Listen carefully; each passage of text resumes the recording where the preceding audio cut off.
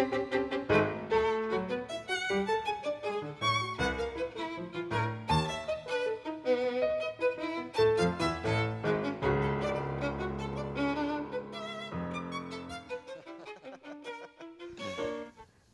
good evening. Today is March 5th, 2015. Welcome to tonight's episode of Public Affairs, brought to you by the awesome people at the League of Women Voters Houston.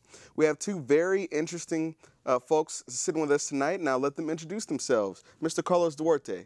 Hello, Durrell. Good evening to the audience. Hello, Hector. So my name is Carlos Duarte. I'm the State Director for Mi Familia Vota. Okay. And Mr. De Leon. Hector De Leon, and I'm Director of Communications and Voter Outreach for the Harris County Clerk's Office. Okay, very good. So over a couple of weeks ago, the League of Women Voters actually hosted sort of a discussion here in Houston about voter turnout and the fact that voter turnout is significantly low here in the state of Texas and here in Harris County, Houston as well. Why do you think that is, Mr. De Leon? Well, you can look at voter turnout in different ways. One, when it comes to the administrative part, voter turnout, the actual number of voter turnout is actually a result of how a state maintains the voter roll and how they define a registered voter. So what the public needs to know is that in the United States, those things are not uniform across the 50 states. So each state has its own way of doing it. So from my standpoint, that's one of the reasons that Texas always and Harris County are always placed very low on voter turnout. But in Texas, the voter roll, you have the way they define voter registration, the status of a registered voter is, there is what is called an active registered voter, and then there's what is called a suspense voter. The suspense voters are people who were sent voter registration certificates and their certificates came back to the county. So there's an S placed by their name. What that means is that they can still go to a poll, to their poll to vote, but they have to update their voter registration by filling out a statement of residence. But most often than not, those are lost voters. They're really, nobody knows where they are. And for the most part, if they don't vote again, if they're sent a voter certificate again the next even number year election cycle and it comes back again, then the county can remove them from the voter roll, which is probably what happens. So when you calculate voter turnout, if you calculated the number of voters divided by the active voters, the turnout for Harris County in Texas would be about 7 to 10 points higher than what it is. So, but at this point, the way voter turnout is calculated is active voters, I mean the total number of voters divided by active voters plus active suspense registered voters. And when you do that, the number comes down because of all the dead waste on the voter roll. Well, I think that's an interesting information that it's crucial in understanding, why is it that we're so low. But just to put things into perspective, the numbers that I have seen, Hector, correct me if I'm wrong, is that Texas has been ranked 51st in terms of voter turnout in the nation. That means that we are behind every state plus the District of Columbia. So I didn't misspoke. It's like 51st. And in terms of voter registration, I don't think that we're doing as bad, but it would be like, I think that we are 46 in the nation.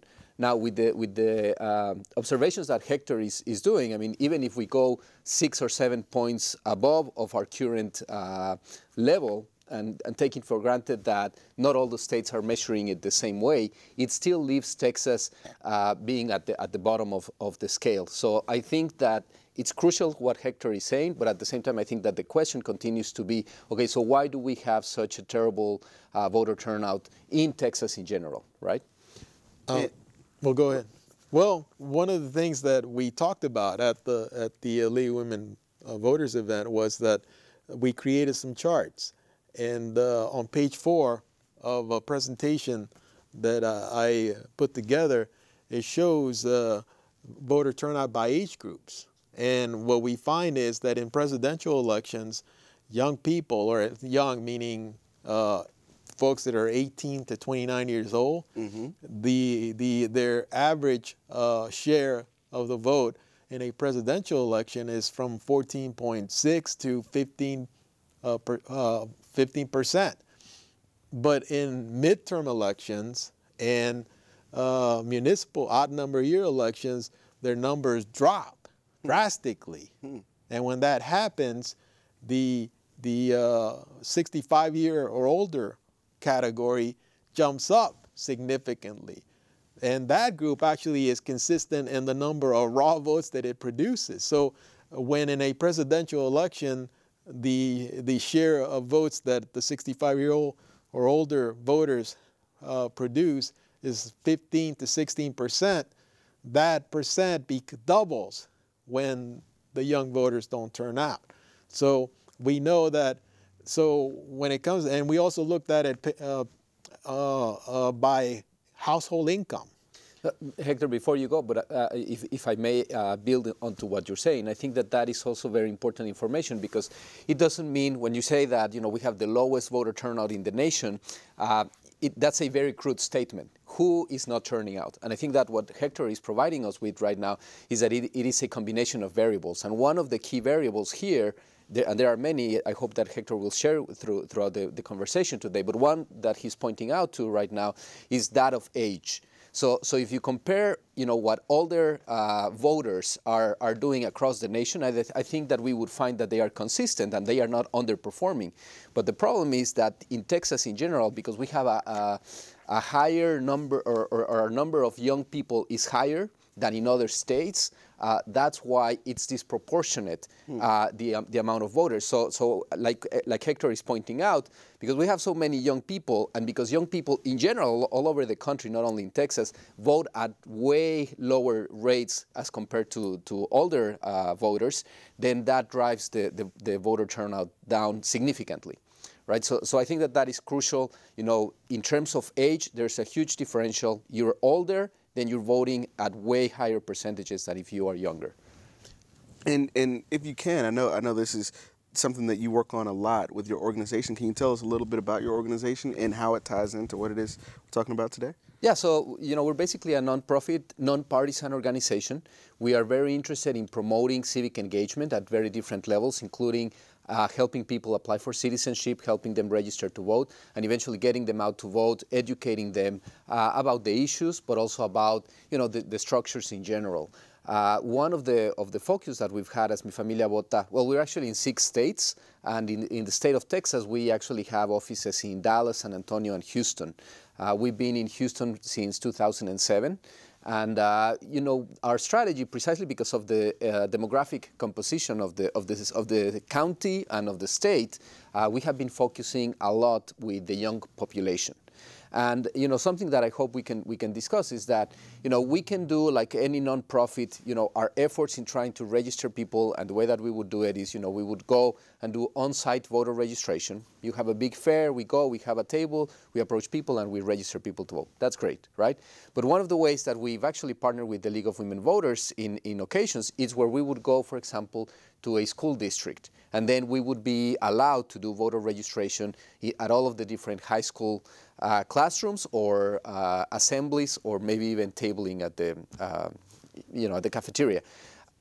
The crucial thing here is that because it takes money to register people. The way that the system works right now, it's that either you can register at the DMV, or you can have a third-party people, you know, third-party organization coming in and helping you to register. But of course, that takes money, and there's never enough money.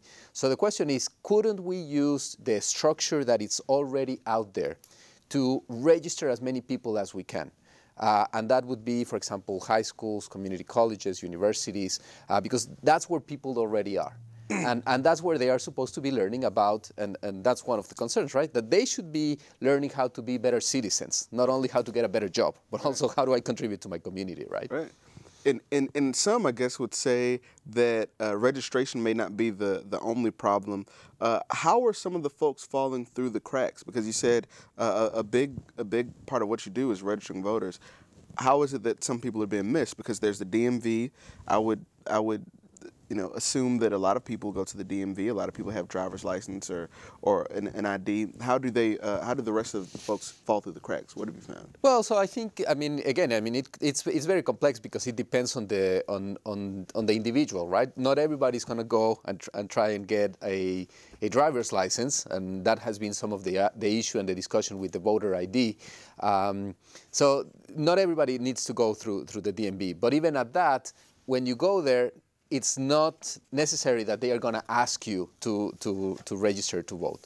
So I think that we're missing the vote on that. But I don't think that should be the institution. Again, I think it goes back to education. And, it's very interesting. For example, Senator Sylvia Garcia, from the Houston area, has introduced a bill at the Senate that would improve on the civic education that high school students receive. And in addition to some of the curricula that it's already there, it would include knowing the dates, knowing where they need to go vote, and so on and so forth. Wow. So again, if you think about it, if you have an organization such as ours, or NALEO, or the League of Women Voters, and you can go to, one classroom, 2 classrooms, you can register this many people.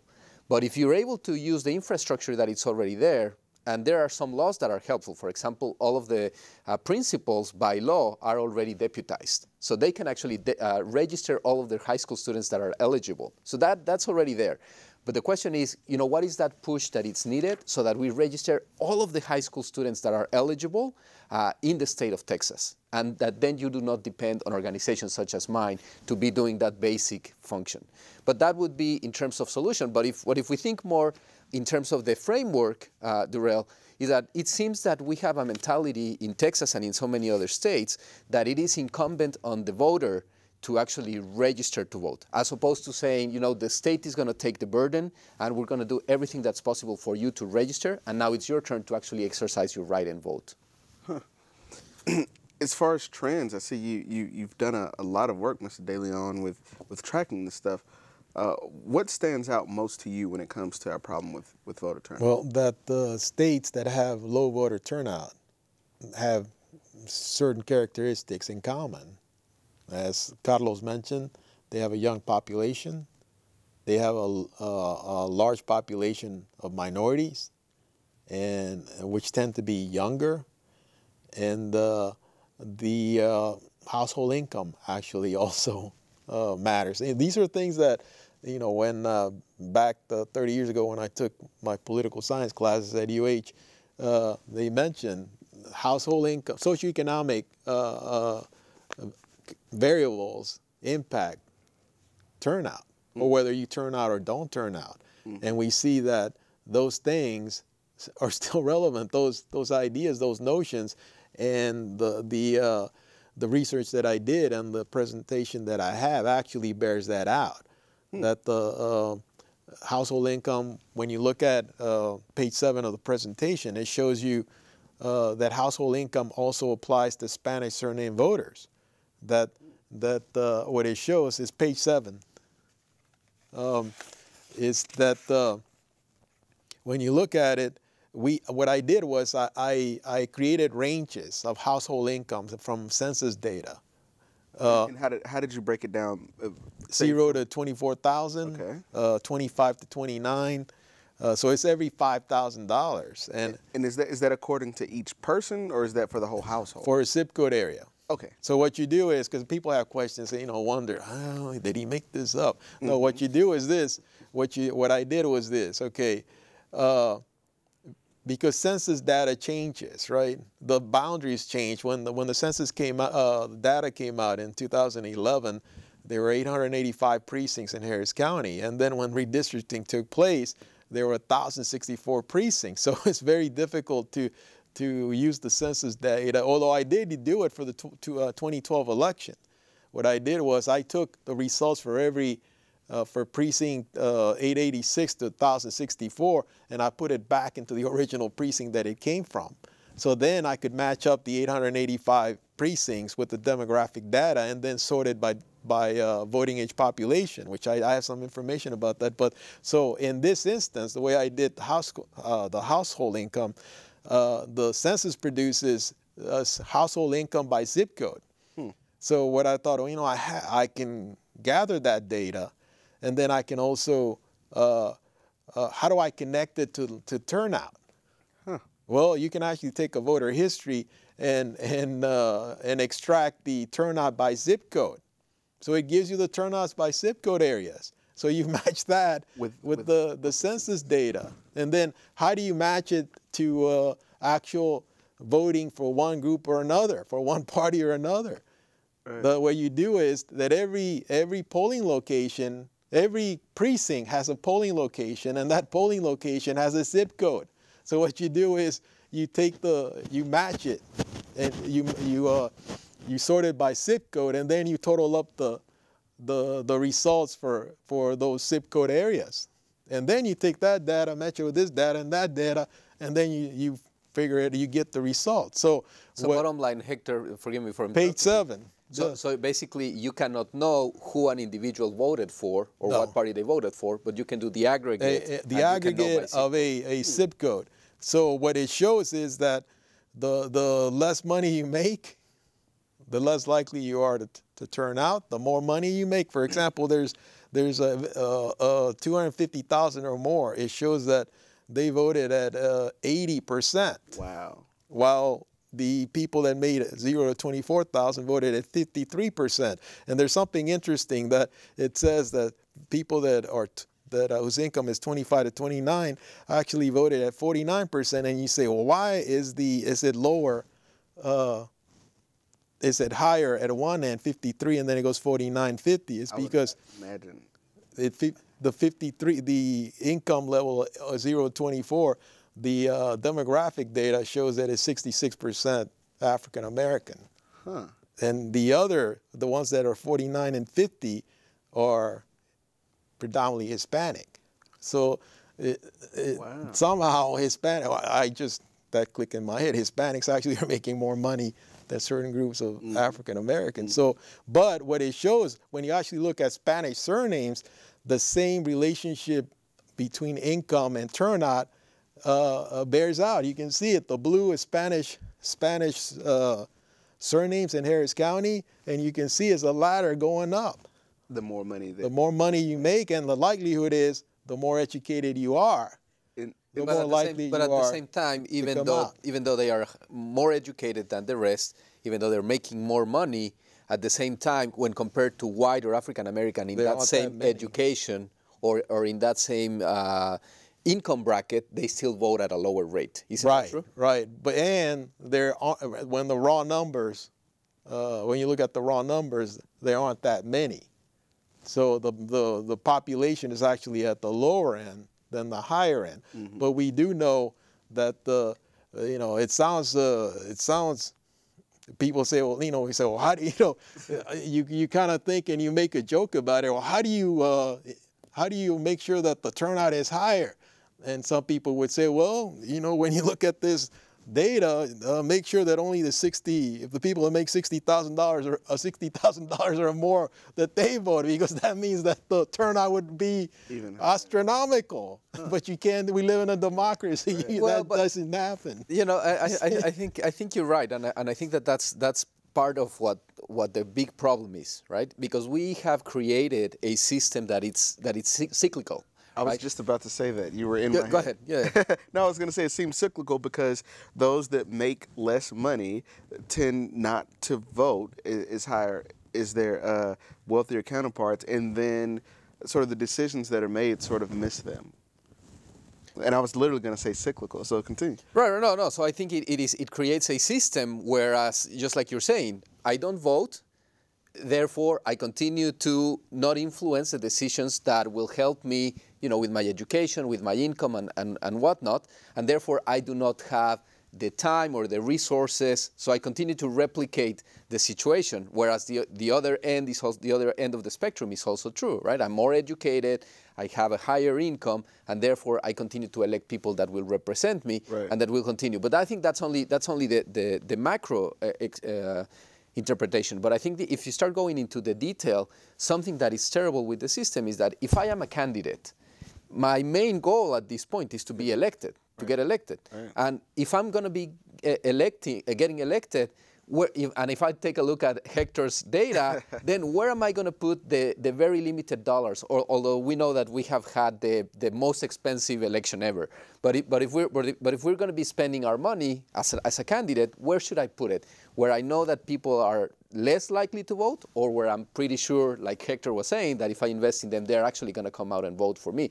So what the system does is that I start investing into the people that are already voting, and the people that never vote don't even know that there's an election happening. We actually knock on doors and we educate people, and many more times than not, they do not even know that there's an election. Of course, much less who the candidates are, what the positions are. And then, before we started, we were having this conversation about even how to use the machines, what's going to be on the ballot and whatnot. So one of the challenges is, okay, if we really want to break this cycle of low voter turnout, we need to start investing in the groups that are not participating. If you think about how many actually political advertisements happen in the Hispanic media, you'll see that the number is this big. No, right. And then you look into English media, right, and it's this much. So again, I mean, if I'm a Hispanic and I have the lowest turnout rate, but I never get to see any advertisement whatsoever, then why should I even get involved? No? And one of the things that I was going to mention is that when you ask why is the voter turnout low in Harris County or in Texas, and from the data that I put together, what I see is that people that make maybe $50,000 or less constitute about 48% of the registered voters. So because they participate in lower numbers, they drag down the actual total percentage of voter turnout. So the other question that I try to answer in the presentation is who are the people that are not voting? We know by name. I mean, not by name, by characteristic, age, and household income. So how can we? Well, here's the thing. So how can we find where they are? So on page 13 of the presentation, what we did was we sorted it by Texas state representative districts, race and ethnicity of state representatives. So you look at districts that are held by whites, districts that are held by blacks, districts that are held by Hispanics, and districts that are held by Asians. And what we find, again, is that the districts that are held by whites tend to vote in the highest percentages, 67% turnout. Districts that are held by Hispanics, the turnout is 49%. Districts that are held by blacks, the turnout is 59%. And districts that are held by Asians is 55%. So when you ask where are the people that are not voting reside, it tells you right there. And when you actually say the districts that are held by Hispanics tend to have not only the lowest general turnout, but they tend to have the lowest turnout for Spanish surname voters. It's 41.7, 42 if you round it off, 42%. And the Spanish surname registered voters that vote the highest reside in districts that are represented by whites. They vote at like 52%. So it's a 10-point difference between a group of Spanish surname voters. So when you ask, where are the voters that are not voting, it tells you right there. It tells you most of them reside in precincts that are held by minorities. Wow. And so that's a challenge. So when you guys focus on Naleo and Mi Familia and some other groups focus on where do you need to go to change voter turnout, that's where it is. And we want to remind folks at home, you can dial in if you have questions or comments. It's 713-807-1794. Again, that's 713-807-1794. So you just talked a little bit about who they are and where they are. I want to shoot it over to you, Carlos. What is it that your group does to get to them and to find them and to turn them out? Well, so we've actually tried different strategies or tactics. Bottom line, really, we try to go where they're at, and we do a program that has to do with the voter registration and get out the vote and whatnot. But I think that some of the most innovative approaches that we've had in the past are the ones that include more than one touches with the voter. And by that, we know the literature shows that if a voter comes to 3 consecutive elections, they will become a reliable voter. They will be voters for life. However, we don't have necessarily the luxury to be coming to the same voter time after time after time, for 3 or more elections. So what we're trying to do is we're trying to allow new voters to have 2 or 3 or more experiences in the same election. So what we're trying to do is, again, some of the examples is that we would go into a high school, we would have them have an interactive experience where we would try to make it relevant to them voting. Sometimes when they, if you see the results in the elections, obviously, if it's a presidential election, the voter turnout is way higher. But if it's a municipal or a midterm election, the voting is lower.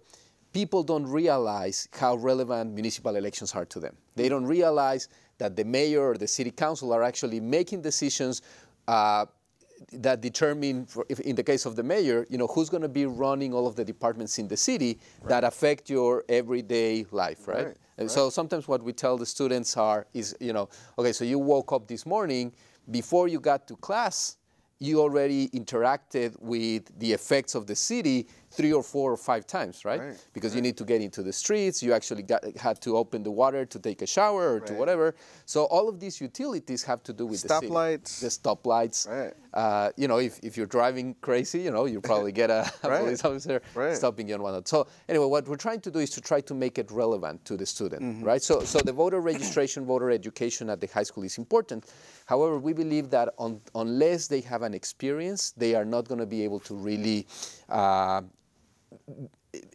become incorporated into the system. So what we ask them to do is to then participate on a phone bank, where we ask them to actually call other voters and ask them, I'm a high school student, I would like for you to be an example for me, can you please come out and vote? That's good. So that they are now having to come up with their own explanation on why it is important to vote.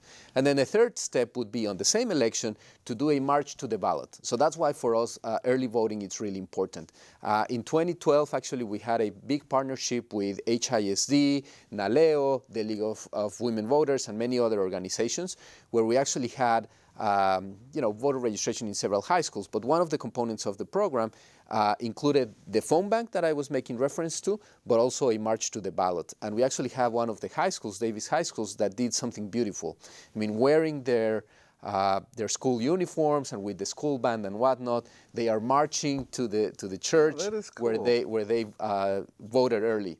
So if you think about this, what we're trying to do is really to create a culture of civic participation that becomes relevant to the young individual with their peers, so that it's not an individual thing. And something that in the United States is really important is we're individualistic, but we know that we're also very gregarious. And particularly for young people, I'm going to do something that it's important to me, but also if it's important to my classmates and to my friends. So by creating these types of programs, that's what we're hoping to accomplish, right? That voting becomes significant. But Hector, you were actually sharing with us, an idea, an experiment on how to make this relevant to high school students. I'll mention that in a second, but I just wanted to share one more slide. Okay. And page 15 of the presentation, and this brings it home as a former voter advocate, and which it places everything in perspective, and not in such in a positive way for Carlos and me, who are long time trying to get people's attention to go out and vote. What this slide shows is that the blue line represents white voting age population. The green line represents Hispanic voting age population. And what it shows is that the wider the voting age population, the higher the turnout, voter turnout.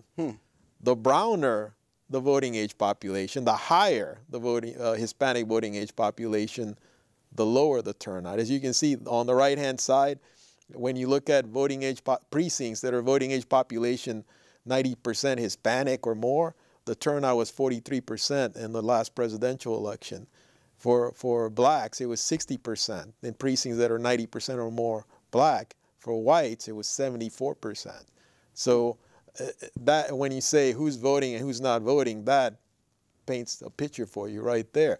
Now, when it comes to engaging young people, when I was regional director of the Naleo Educational Fund Office here in Houston, I wrote up a proposal that I was trying to get the national office to do something with. And the idea was that in talking to people who were helping become U.S. citizens and the community, I got this sense that there was a lack of confidence when it came to voting, that the confident voters need to be created. And how do you create confidence is people being familiar with the process, the voting process, the election equipment.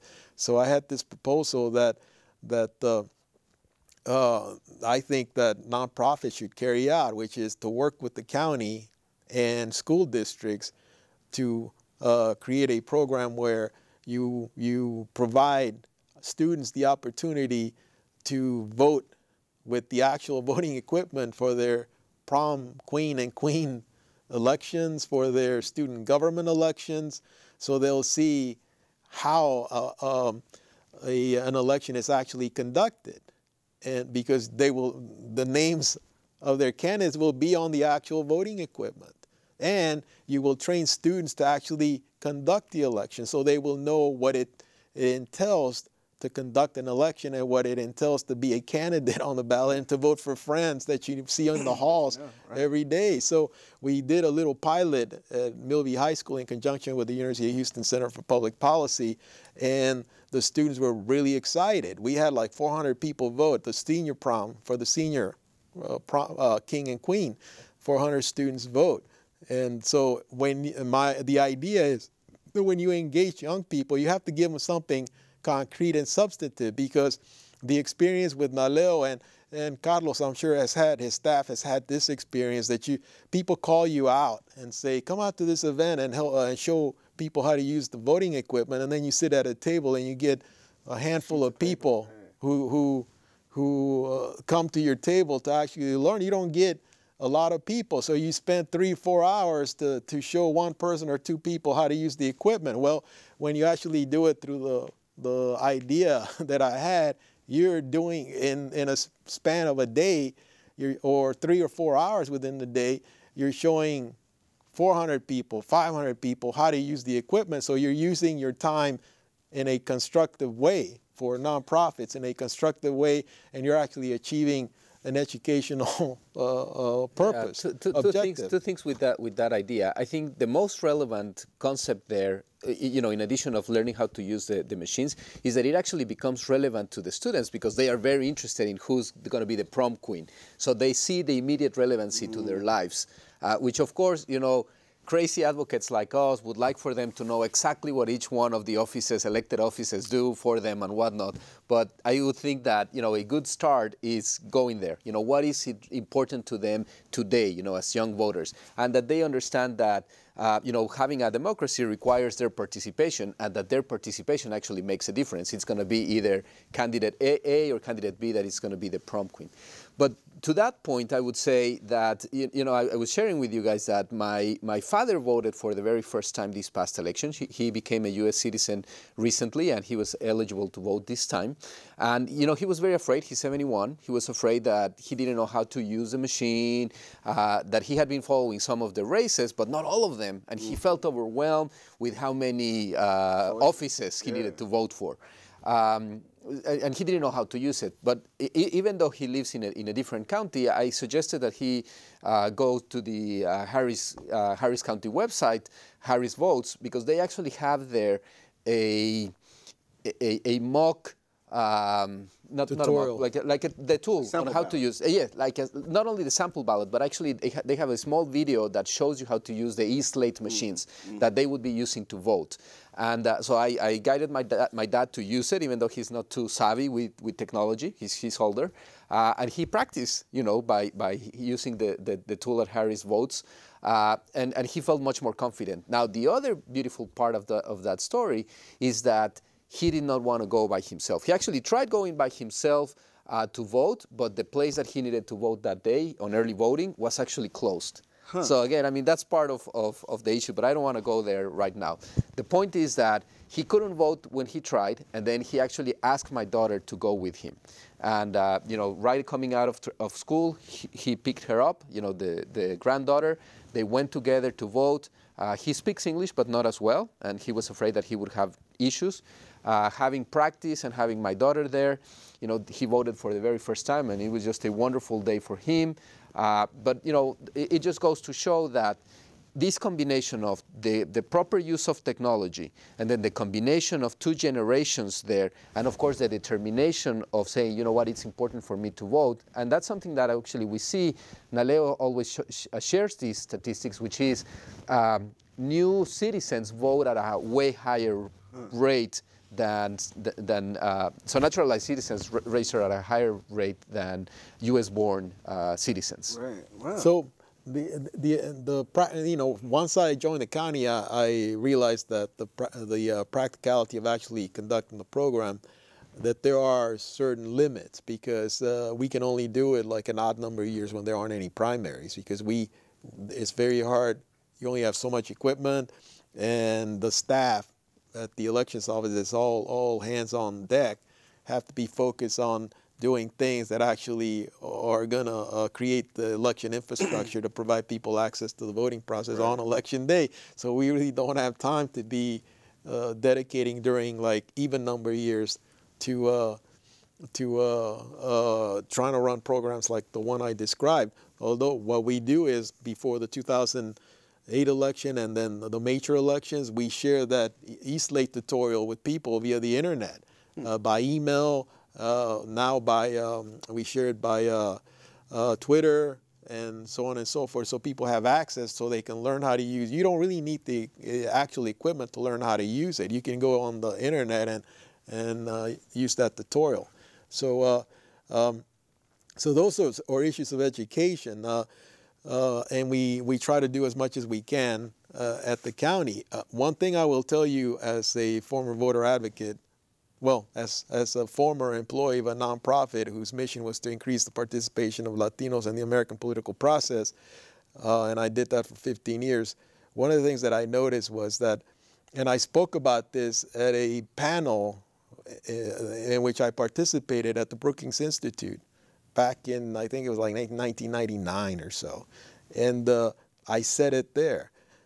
I said, the way candidates speak to voters makes a difference.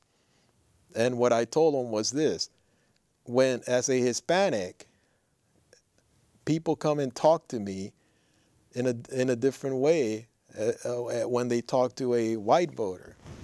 With white voters, candidates focus on addressing issues, what they call pocketbook issues. They say, we will make sure that your taxes are being spent efficiently and for projects that will benefit you. And they actually mention taxes, right? When they talk to minorities or Hispanics, the presentation changes, and they talk about programs and so on and so forth. So, and I told them then that what needs to happen is that candidates need to speak to all voters honestly. Mm-hmm.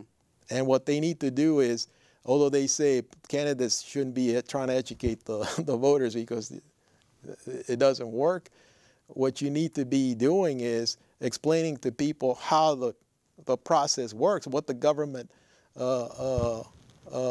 is about, what government is about, or what governing is about. And you can do it simply by saying, John Calhoun, in his Disquisition of Government, said, American government is not about ideology. It's about power. It's about who has their hands on the cookie jar. So what voters need to know is that every time there's an election, whether it's a school board election or a presidential election, whoever it is you're going to vote for is going to sit around a table and decide how your taxes are going to be spent.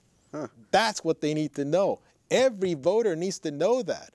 So then when election day comes about, they don't have to be, there doesn't have to be a big program to motivate them and encourage them to go out and vote. They know that there's a reason why they need to vote. And once they know that, then they can start looking for the League of Women Voters guide so they can see, well, what candidates actually, But first, you need to have that basic understanding of what government is about.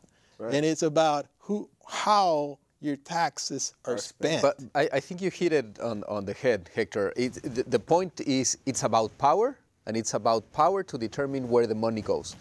But I think that when you analyze, and that's why it's so crucial to get the Latino vote out, when you analyze the impact that it's having that the Latinos are not voting, it's not only for the Latino community, but for all of us. You take a look at, what is a population that has the lowest rate of healthcare coverage? And you see it's the Latinos. And of course you say, okay, well, so Latinos are not registering, for healthcare and whatnot, but what is the impact that has on all of us, right?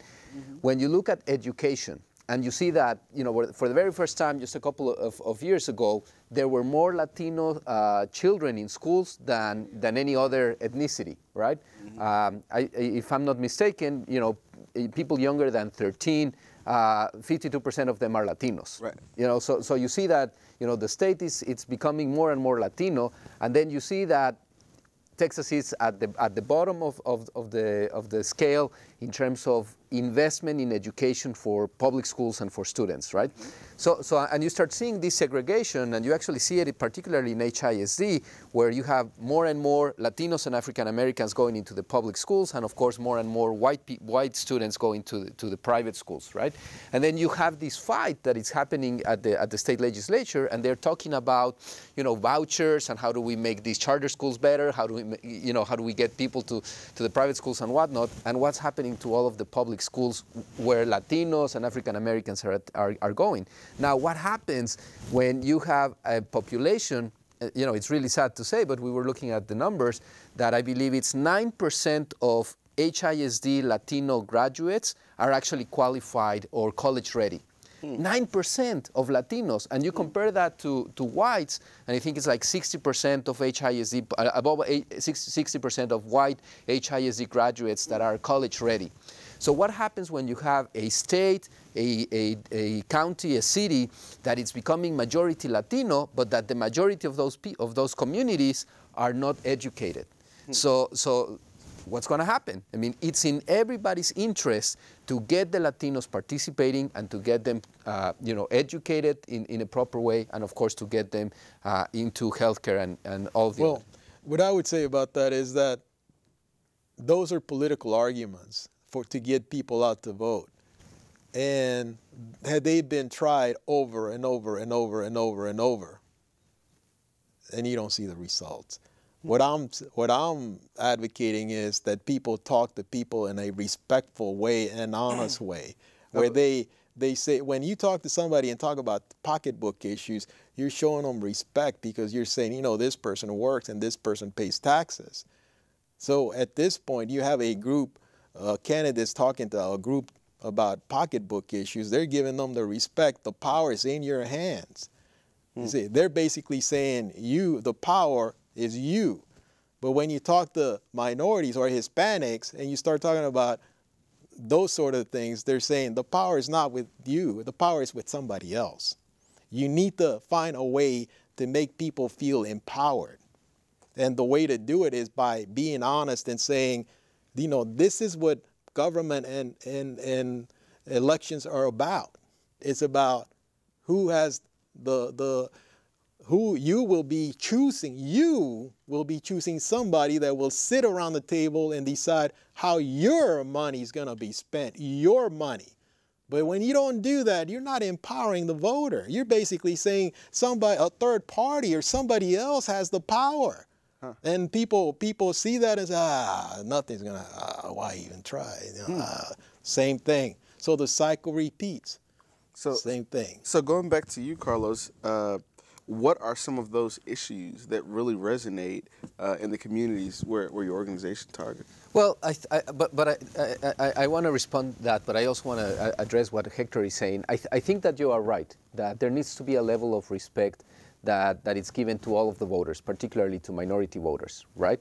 And I think that you're right in terms of it's about power and it's about money. But it's about power and it's about money and what happens with that money and what happens with that power. Because when you're only talking about taxes and say, you know what, I was actually talking to a voter a couple of years ago here in the city of Houston, and he said, you know, I actually voted for this guy and he ended up raising my taxes. Well, but the question is, okay, so what happened with that tax increase? I mean, where is that money going? And I think that piece of information is crucial when you realize that, okay, if I have all of my kids in public school, is the money that I am giving to the state being directed to my school or not? I think that going to your question and connecting the two is, I want to have the power, but, through my vote and through engaging my state representative in this case, right, so that they vote in favor of public schools becoming stronger and well-funded so that my kids get the proper education that they need. And I think that education continues to be the #1 issue. Obviously, you hear over and over again that immigration is a key issue for our communities. And of course, if you talk to the Latino community, you'll see that, I can't remember the specific statistics, you may know it, but a very big proportion of the Latino community knows of someone or has someone in their family that will benefit from immigration reform. So immigration is really a big issue for Latinos. However, not only immigration, right? Jobs continues to be at the top of the list. Education continues to be at the top of the list. And that, again, are decisions that are made, at different levels of government that are determined by people voting or not. Let me ask you this. You said immigration is one of the issues that really hits home with the Latino community. At the municipal level or at the local level, what's one way that you would tie that? What's one way that you would tie immigration to a municipal election in order to show? Well, so I think that there's many ways, right? There are many ways.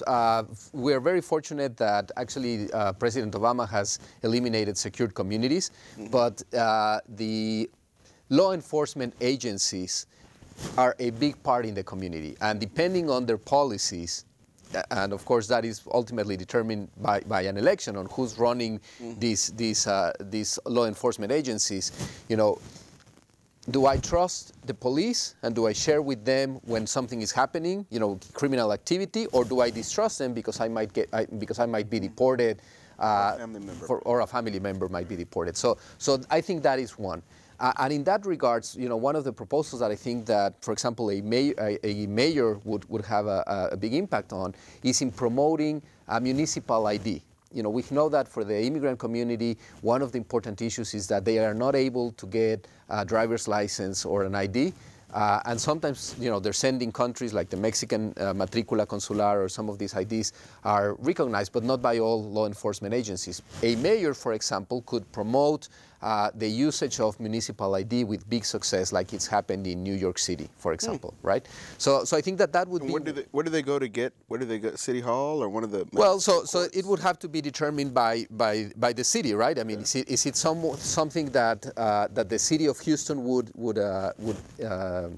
generate, or what other agency would be the best or the most appropriate? So I think it needs to be a process, right? But ultimately, the mayor could drive that type of initiative. So I mean, just like that would be one of the items. But for example, in this case, Mayor Parker, to her credit, has actually created a collaborative to be making available resources to the community to promote the DACA and DAPA expansion, the executive order that right now, of course, it's pending because of the lawsuit. But that only makes sense because, again, I mean, all of these people are living here in the city, and instead of being victims to fraud, by either notarios or attorneys or, some other organizations, they would have a good place to go and go through the process. Okay. That's good. I learned something new today. I did not know about the municipal IDs, which makes a lot of sense. It makes, I mean, it makes the city safer because now people are able to identify through a, yeah, that makes sense. Wow. So I would I would throw it back to you based on what you've heard. It's been some of those issues. Does that sort of tie into the kitchen table or the pocketbook, or are there areas that you think would resonate more because you've got all the data? Well, what I've always focused on being simple, Okay. the basics. Okay. Because when I first started in voter mobilization efforts, all the people that I would help that were legal residents applying for citizenship, you would ask them, "Are you going to vote?" And they would say, "When are the elections?" Huh. So I developed a program which NALEO carries out now nationally, which basically focus on educating people about the rudimentary elements of voting. One, that people that are 65 years or older can vote by mail if they're registered to vote. Two, that there's an early vote, that there's a voter registration deadline in Texas, that you have to vote, register to vote 30 days prior if you never registered previously, and that we would conduct activities to promote voter registration and the voter registration deadline. And the goal was to register as many people as possible. However, the overlying goal was to educate people that there's actually guidelines when it comes to participating in an election. So then the next step was early voting. And I started convincing the national office. I said, look, there's an early voting period in Texas. We need to focus on trying to educate people that there's an early voting period in Texas because we heard focus groups there where they say, why didn't you vote? Oh, because I didn't have time. Well, in Texas, there's about 120 hours before election day where you can actually cast your vote, and there's actually a weekend where you can vote.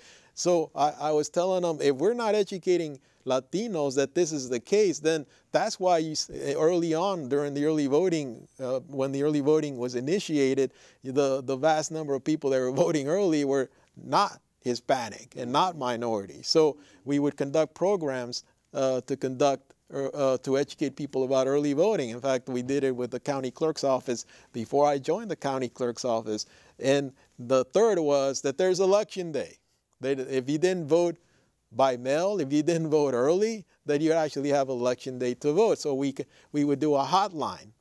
If you want to know where to vote, call us and we'll let you know. And you know how we used to do it? I used to go to the Chronicle back then because things weren't as sophisticated as they are now. Huh. I'll go to the Chronicle box and put 50 cents in and get about 5, 6 papers, and I distribute them to my volunteers on the hotline. So when people called in and said, where do I vote? We would say, do you have your voter registration certificate on hand? And they say, yes, look to the right of your date of birth. There's a 4 digits there. That's your voting precinct. What is the number? They would tell us the number, and we would tell them where to go vote. Do they still do that today? Do They still do that today. In fact, back then, it was a program that we started with Univision. Can I mention Univision? And then this is like 1995. Wow. And we started doing it every election cycle. By 2004, Univision and NALEO had come together and made it a national program. In being that you've worked on voter engagement and voter turnout, you've led nonprofits. Over the years, have you seen a curve? Well, what I can tell you is this. There are more Latinos voting today than have ever voted. And largely in part to organizations like NALEO, Mi Familia Vota, and other nonprofits that are trying hard to engage the Latino community. But change and growth is incremental. It's in degrees. Mm-hmm. You can see the totals growing. Mm-hmm. How in raw numbers, the raw numbers growing. And people are always saying, whoa, me, people are not voting. They are voting in greater numbers than ever.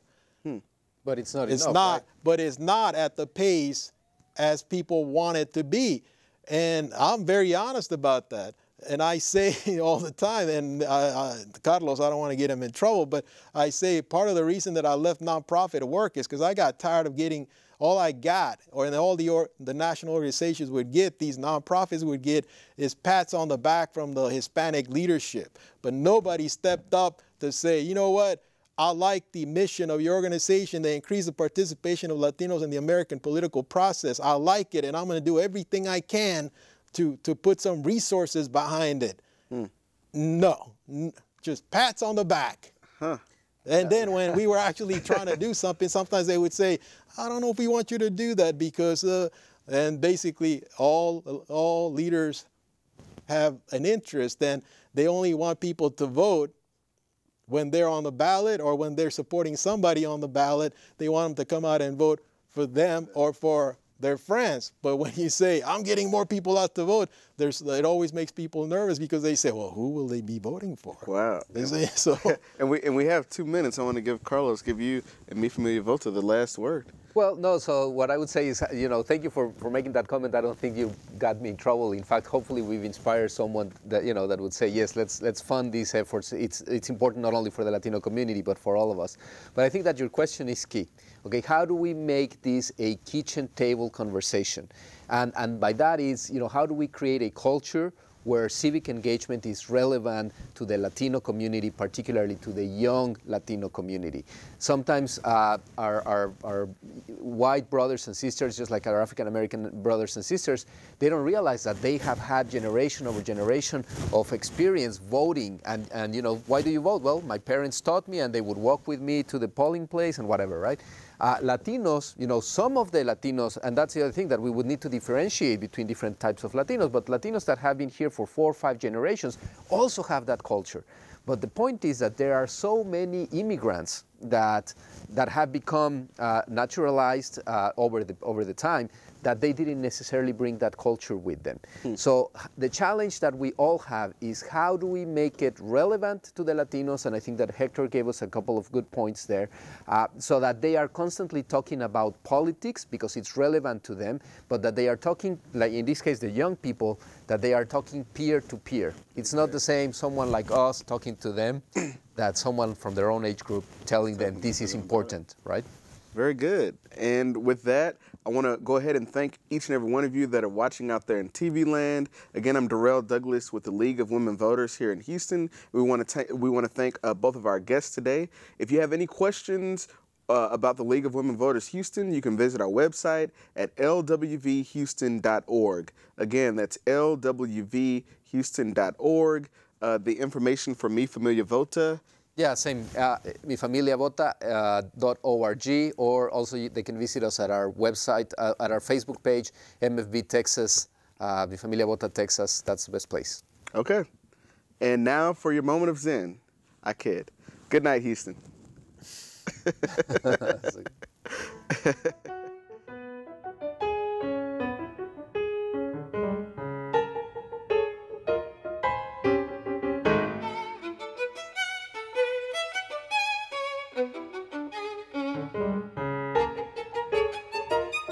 Thank you.